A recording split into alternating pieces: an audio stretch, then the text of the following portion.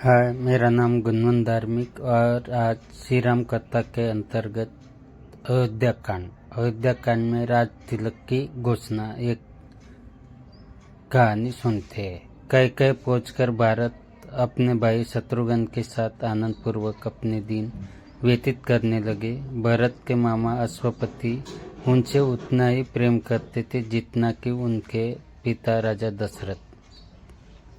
मामा के इस स्नेह के कारण उन्हें यही लगता था मानो वह नैनीताल में नहीं न होकर अयोध्या में हो। इतने पर भी उन्हें समय समय पर अपने पिता का स्मरण हो आता था और वे उनके दर्शन के लिए आतुर हो उठते थे। राजा दशरथ की भी यही दशा थी। यद्यपि राम और लक्ष्मण उनके पास रहते हुए सदैव उनकी सेवा में संलग्न रहते थे, फिर भी वे भरत और शत्रुघ्न से मिलने के लिए अनेक बार व्याकुल हो उठते थे। समय व्यतीत होने के साथ राम के सद्गुणों का निरंतर विस्तार होते जा रहा था। राजकाज के समय निकालकर आध्यात्मिक स्वाध्याय करते थे। वेदों का सांगोपांग अध्ययन करना और सूत्रों के रहस्य का समझकर उन पर मनन करना उनका स्वभाव बन गया था। दुखियों पर दया और दुष्टों पर दमन करने के लिए सदैव तत्पर रहते थे। वे जितने दयालु थे उससे भी कई गुना कठोर वे दुष्टों को दंड देने में थे। वे न केवल मंत्रियों की नीति युक्त बातें ही सुनते थे बल्कि अपनी ओर से भी उन्हें तर्क सम्मत अकाट्य युक्तियां प्रस्तुत करके परामर्श भी दिया करते थे।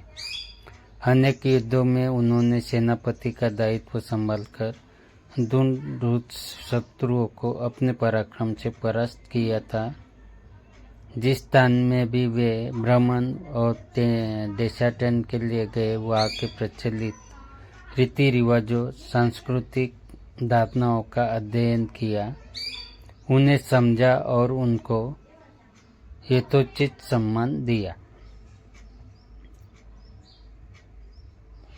उनके क्रियाकलाप ऐसे थे कि लोगों को विश्वास हो गया कि रामचंद्र क्षमा में पृथ्वी के समान, बुद्धि विवेक में बृहस्पति के समान और शक्ति में साक्षात देवताओं के अधिपति इंद्र के समान है। न केवल प्रजा वरन स्वयं राजा दशरथ के मस्तिष्क में यह बात स्थापित हो गई थी कि जब भी राम अयोध्या के सिंहासन को सुशोभित करेंगे, उनका राज्य अपूर्व सुखदायक होगा और वे अपने समय के सर्वाधिक योग्य एवं आदर्श नरेश सिद्ध होंगे।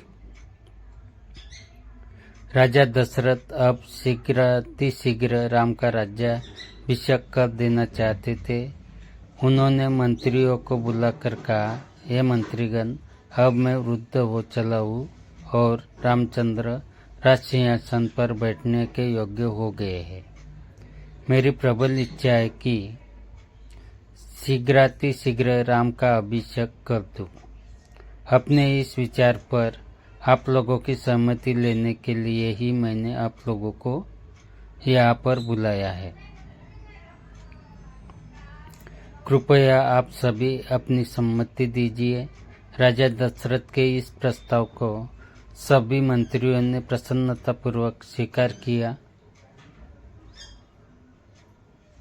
शीघ्र ही राज्य भर में राज तिलक की तिथि की घोषणा कर दी गई और देश देशांतर के राजाओं को इस शुभ उत्सव में सम्मिलित होने के लिए निमंत्रण पत्र भिजवा दिए गए।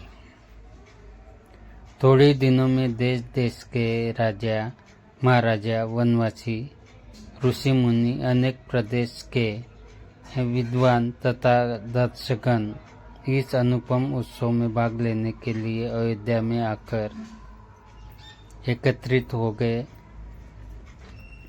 आए हुए सभी अतिथि का यथोचित स्वागत सत्कार हुआ तथा समस्त सुविधाओं के साथ उनके ठहरने की व्यवस्था कर दी गई। निमंत्रण भेजने का कार्य की उतावली में मंत्रीगण मिथिलापुरी और महाराज कैकेयी के पास निमंत्रण पत्र भेजना ही भूल गए। राजतिलक के केवल 2 दिवस पूर्व ही मंत्रियों को इसका ध्यान आया। वे अत्यंत चिंतित हो गए और डरते डरते अपनी भूल के विषय में महाराज दशरथ को बताया। ये सुनकर महाराज को बहुत दुख हुआ, किंतु अब कर ही क्या सकते थे। सभी अतिथि आ चुके थे, इसीलिए राजनीतिक तिलक की तिथि को टाला भी नहीं जा सकता था। अतः एवं वे बोले, अब जो हुआ सो हुआ, परंतु बात बड़ी अनुचित हुई। अस्तु, वे लोग घर के ही आदमी है, उन्हें बाद में सारी स्थिति समझाकर मना लिया जाएगा।